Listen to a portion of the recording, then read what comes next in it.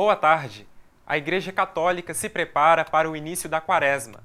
Mas o que esse tempo significa para os fiéis? Por que a Quaresma começa na quarta-feira de cinzas e termina no domingo de Ramos? Na entrevista de estúdio, vamos ajudar a esclarecer várias dúvidas sobre esse importante período para os cristãos. Hoje é terça-feira, 17 de fevereiro. Está no ar o Espaço PUC, o programa que leva até você tudo o que acontece na universidade.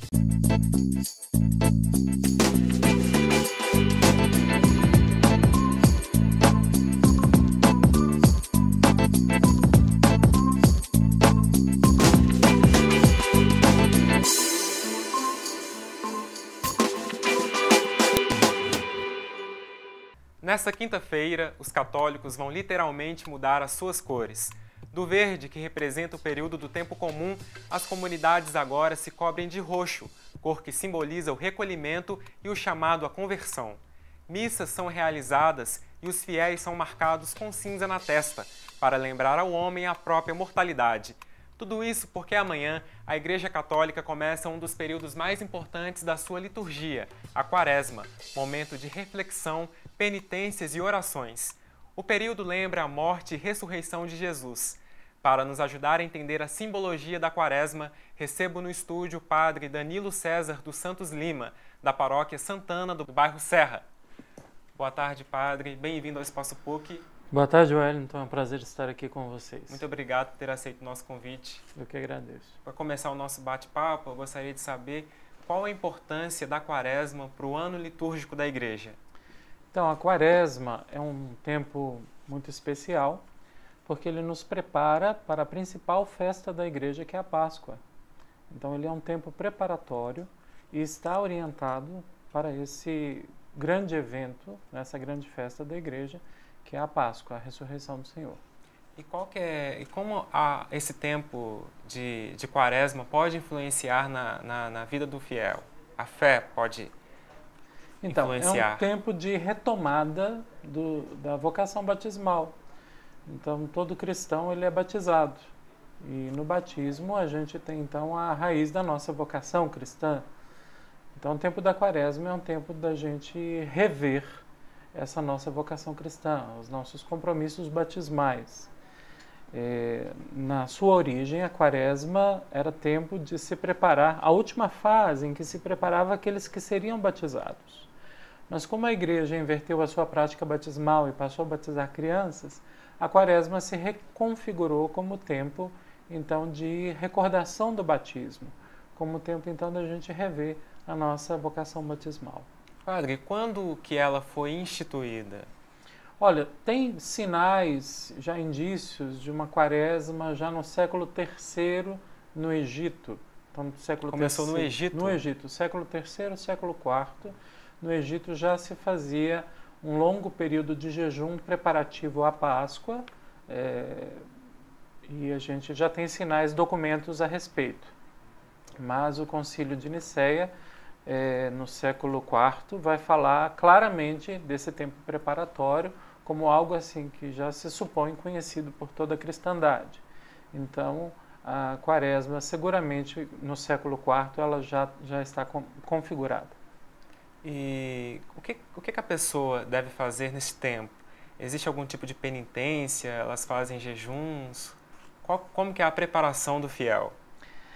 Bem, a gente tem na quarta-feira de cinzas a proclamação do Evangelho, que fala dos 3 exercícios quaresmais que vão acompanhar o cristão durante esse longo período, que é o jejum, a esmola e a oração.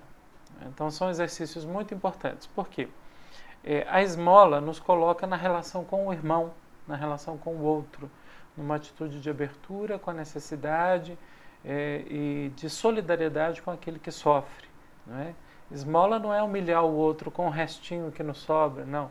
Esmola é erguer o outro da sua humilhação. Então, é um exercício muito importante para a Quaresma. A oração, que é um exercício, então, de nos voltarmos para o grande outro da nossa vida, que é Deus. Então, a gente se abre mais intensamente, porque a oração é da vida cristã, de toda a vida cristã, mas na Quaresma mais intensamente, a gente busca a Deus no sentido de abertura para esse grande outro da nossa vida, que é a nossa referência enquanto a gente está nesse mundo. E o jejum, que eu diria que é um exercício da nossa liberdade frente ao mundo e frente às situações em que a gente vive. Não é só a privação de alguma coisa, mas o exercício da liberdade diante de todas as coisas que a gente desfruta nesse mundo, e uma liberdade que me reforça o espírito para Deus e para os irmãos. Então ela começa amanhã, na quarta-feira de cinzas, e ela finaliza no domingo de Ramos. Não, ela começa na quarta-feira de cinzas e termina na quinta-feira santa pela manhã. Quinta-feira santa pela manhã. Até as vésperas, né? Mais ou menos. Por que são 40 dias? Não são 40 dias exatos, não é? Isso vai conforme o calendário lunar. Mas a evocação dos 40 dias tem a ver com os 40 dias 40 anos do povo de Deus no deserto, os 40 dias de Jesus também caminhando pelo deserto, guiado pelo Espírito Santo. Então, as reminiscências bíblicas da Quaresma são muito importantes para a gente compreender, não é? Então, os 40 dias que a gente faz hoje nos coloca com Jesus nos 40 dias do deserto, como se fosse um grande retiro, um grande retiro que a igreja faz, guiada pelo Espírito, na vitória, na luta contra o mal e reafirmando a sua vocação filial junto com o Filho de Deus. Porque a Quaresma é esse tempo de recolhimento, esse tempo que os cristãos em geral eles se retiram para ficar em silêncio, um momento a sós? Eu diria que é um tempo de volta ao essencial. A gente precisa voltar ao essencial. Na nossa vida a gente se apega muito aos acessórios, né? A Quaresma então propõe liturgicamente uma volta ao essencial. Na liturgia a gente tem a chamada reserva simbólica. Nós tiramos as flores, paramos de cantar o glória, o aleluia. Então a gente sinaliza através da ausência de alguns símbolos mais festivos esse nosso desejo de voltar ao essencial da nossa vocação cristã. E quais são os principais ritos da Quaresma? Bom, o principal rito da Quaresma é a Eucaristia, sem dúvida, é a missa. Mas eu diria que os ritos mais característicos da Quaresma, né, é o rito das cinzas, que abre a Quaresma, é um rito muito importante, é um rito penitencial, que recorda a nossa finitude. Nós estamos aqui nesse mundo de passagem, a gente precisa prestar atenção nas coisas importantes da nossa fé. Um outro rito muito importante é o sacramento da penitência, né? Os cristãos buscam mais frequentemente nesse período a confissão, seja a confissão auricular, em alguns casos também a confissão comunitária, e também buscam a oração, a celebração da palavra, quando eles não podem frequentar a missa por falta de padre, ou alguma prática penitencial também que ajude a se reencontrar com Deus e com os irmãos. Para as pessoas que nunca participaram da Quaresma e desejam começar já a partir de amanhã, o que elas devem fazer? Que tipo de sacrifício ou oferta elas precisam fazer, elas que estão começando agora? Eu diria duas coisas. Primeiro, que elas procurem a igreja, a sua comunidade mais próxima. Então, lá na igreja nós temos uma fonte, que é a liturgia, que pode dar a ela subsídios, elementos para ela fazer uma boa experiência da Quaresma. Segundo, por conta própria, ela busque a Deus, né? Então, na oração, na leitura da palavra de Deus, e que ela busque os irmãos, sobretudo aqueles que sofrem, aqueles que necessitam, não é? Então, a gente ser solidário nesse tempo, não só, mas também nesse tempo, sobretudo nele, a gente se abre também para Deus e para a vivência positiva desse tempo quaresmal. E é um tempo também de trazer as coisas do dia a dia para reflexão mesmo, não é, padre? Claro, porque a Quaresma recorda a todos nós que nós somos humanos e que essa nossa humanidade está ferida, né? Então, a liturgia coloca essa nossa humanidade ferida junto com a humanidade de Cristo, que é a humanidade verdadeira que Deus quer para nós. Então, a humanidade de Cristo vem curar a nossa humanidade ferida. Então, nele, em Jesus, a gente se reconfigura, a gente se reencontra enquanto seres humanos criados à imagem do Filho de Deus. E qual que é a importância da família toda envolvida nesse tempo? Então, a família é a primeira igreja. É o lugar onde a gente exercita as nossas relações mais fundamentais. A Quaresma nos recorda muito essa questão relacional, né? Tanto com Deus quanto com os outros. E no cristianismo isso não é distinto. Eu me relaciono com Deus e depois me relaciono com os irmãos. Não. À medida em que eu me relaciono bem com os irmãos, eu vou aprofundando também a minha relação com Deus e vice-versa. Então, a família é esse lugar primordial da gente exercitar as nossas relações.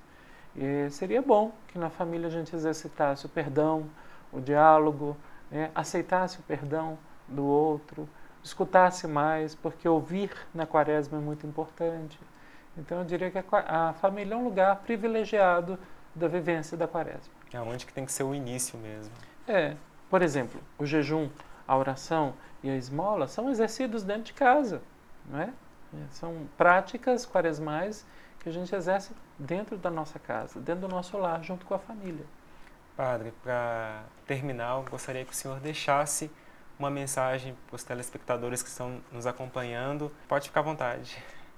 Bom, eu diria que a Quaresma é um tempo em que nós nos reencontramos com as nossas fragilidades. E as nossas fragilidades só podem ser mudadas e transformadas à medida em que nós as assumimos. A Quaresma é um tempo, então, de delicadeza, como diria Dom João Rezende Costa, e Dom Valmor recorda também. É um tempo de delicadeza de Deus, que nos faz colocar nas próprias mãos os nossos cacos, as nossas fragilidades, para que Deus, com a ajuda do Espírito Santo, e a gente possa transformar, né? Deus possa transformar a nossa vida na vida do seu Filho ressuscitado, que a gente celebra na Páscoa.